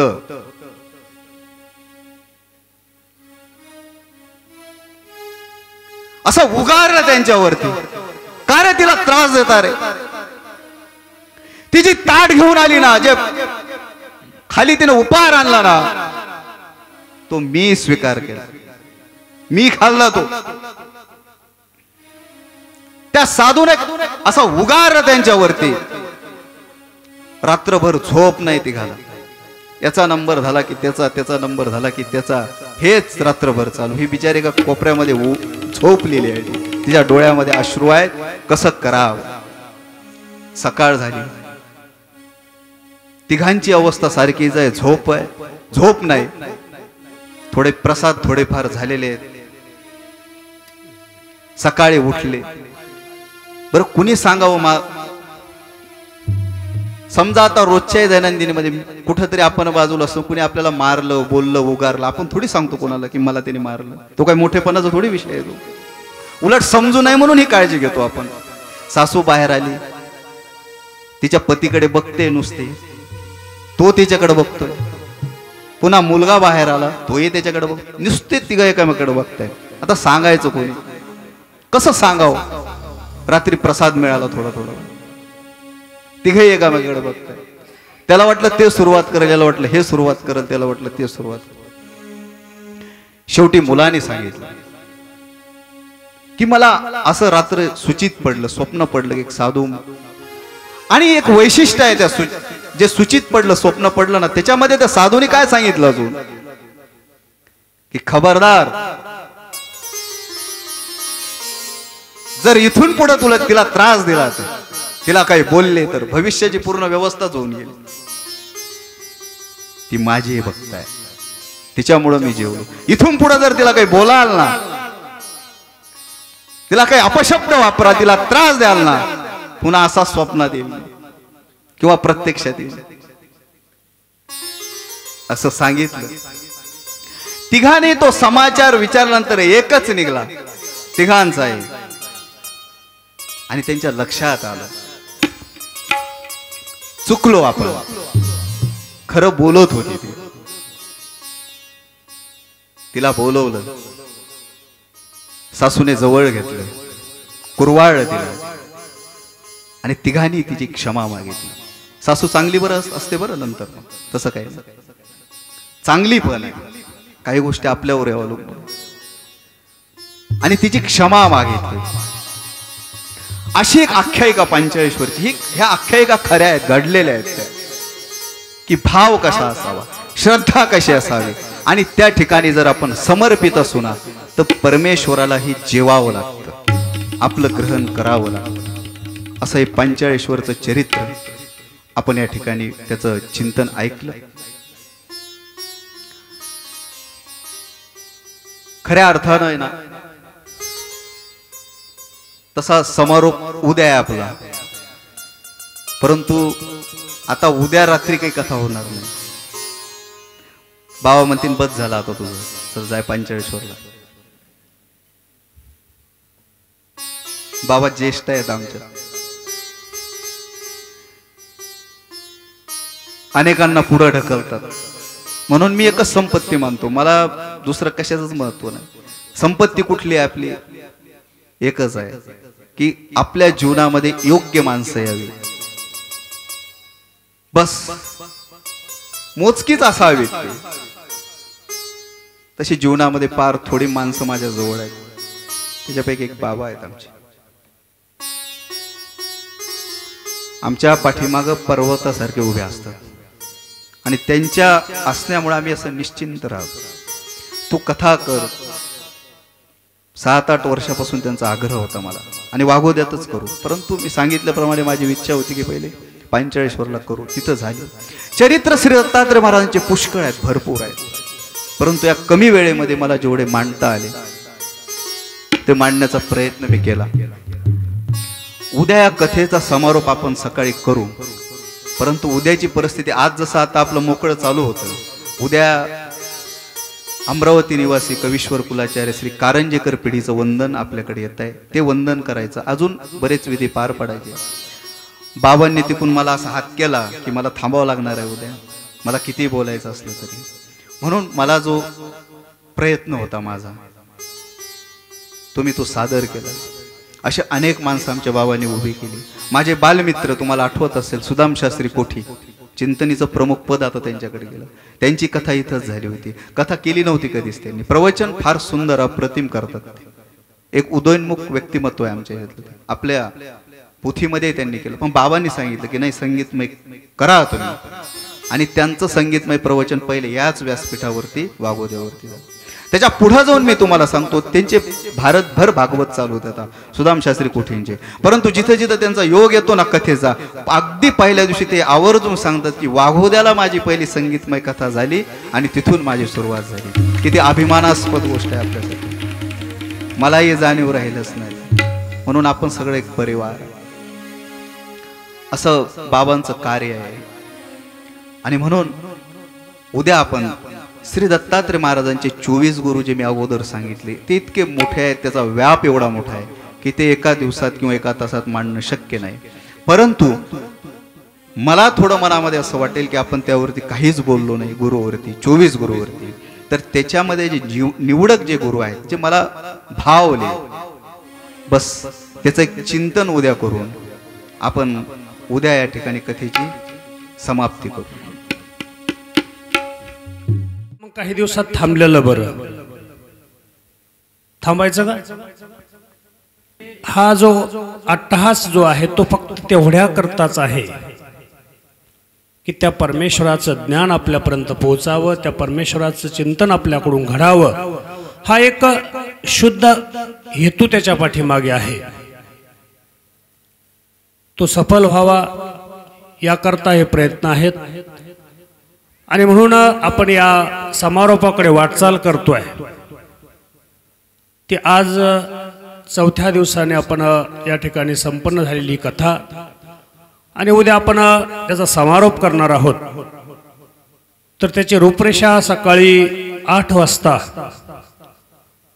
श्रीकृष्ण मंदिर आदरणीय सद्य महंत श्री दिवाकर बाबाजी यांच्या आश्रमातून आपल्या मोठ्या मठापर्यंत आदरणीय सद्य आचार्य प्रवर कवीश्वर कुलाचार्य खामणीकर कारंजेकर बाबाजी तसेच त्यांच्या पिढीची असलेली जी काही देवपूजा आहे, मूर्तिनिष्ठ पदार्थ आहेत की श्रीप्रभू बाबांची दाढ, श्रीप्रभू बाबांच्या संबंधामध्ये गेलेले जे काही कापुराची शेंद आहे ती डब्बी, त्याच्यानंतर श्रीप्रभू बाबांची फोड आहेत श्रीमुखातल्या, श्रीप्रभू बाबांच्या डाव्या श्रीचरणामध्ये जी काही वाक्य असायची, थोडक्यात त्याला बेडी म्हणू, ती त्याच्यामध्ये नमस्काराला भेटणार आहे.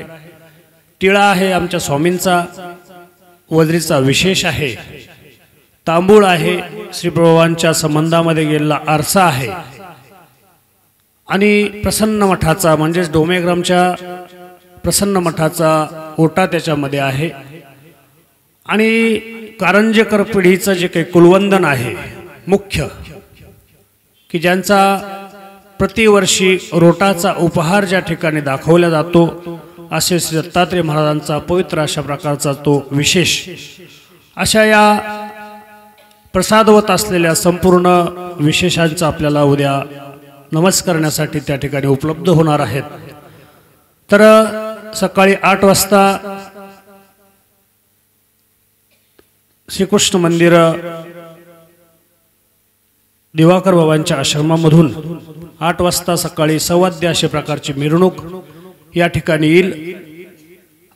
ती या ठिकाणी आल्यानंतर बाबांच्या कथेचा समारोप या ठिकाणी संपन्न होईल आणि त्यानंतर पंचावतार उपहार महोत्सव, त्याआधी एक धर्मसभा या ठिकाणी संपन्न होईल, बाबांचं पूजन आणि पंचावतार उपहार झाल्यानंतर पुरुष वर्गासाठी किंवा महिला वर्गांसाठी प्रथमतः प्रसाद वंदनासाठी या ठिकाणी ठेवल्या जाईल. एक वर्ग आदित्य करेल आणि नंतर दुसऱ्या वर्गासाठी ते उपलब्ध होईल. आणि सर्वांना उद्याच्या पंचावतार उपहार महाप्रसादाचं आमंत्रण सर्वांना आहे. ज्यांच्यापर्यंत पोहोचलं असेल त्यांनाही आहे आणि ज्यांच्यापर्यंत पोहोचलं नसेल त्या सर्वांना या ठिकाणी महाप्रसादाचं आमंत्रण सर्वांना आहे. दंडवत. अवधूत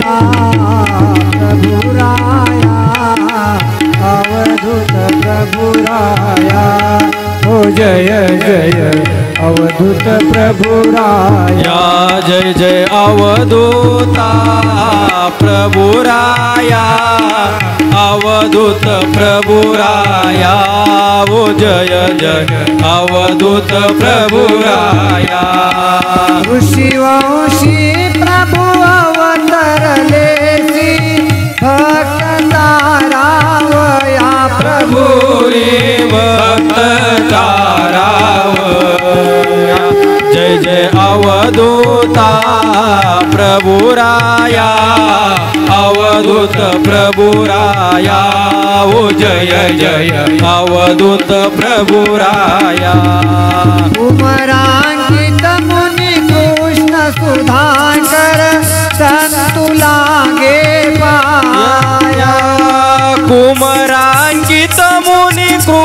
सुधाकर संतू लागे पाया प्रभु रे संतू लागे पाया जय जय अवधूता प्रभु राया अवधूत प्रभु राया ओ जय जय अवधूत प्रभु राया जय जय अवधूता प्रभु राया अवधूत प्रभु राया ओ जय जय अवधूत प्रभु राया हो जय जय अवधूत प्रभु राया ओ जय जय अवधूत प्रभु राया। त्वमेव माता च पिता त्वमेव त्वमेव बन्धु च सखा त्वमेव त्वमेव विद्या द्रविणं त्वमेव त्वमेव सर्वं मम देव देव पापोऽहं पापकर्मां पापात्मा पापसम्भव त्राहि मां कृपया देव शरणागत वत्सल श्री गोपाल कृष्ण महाराज की जय श्री दत्तात्रेय महाराज की जय श्री चक्रपाणी महाराज की जय श्री गोविंद प्रभु महाराज की जय सर्वज्ञ श्री चक्रधर स्वामी की जय।